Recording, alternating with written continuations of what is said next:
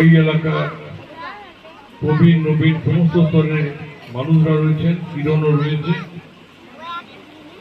আর আমার ভাইয়েরা বোনেরা, যাদের আমন্ত্রণে আমি এখানে এসেছি, যাদেরকে নিয়ে আমরা গর্ব অনুভব করি।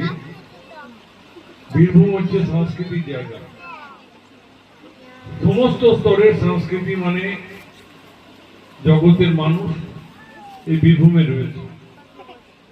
ঢাক ঢোল, হরিনাম সংকীর্তন, যাত্রা কীর্তন, কোনোটাই বাদ নেই।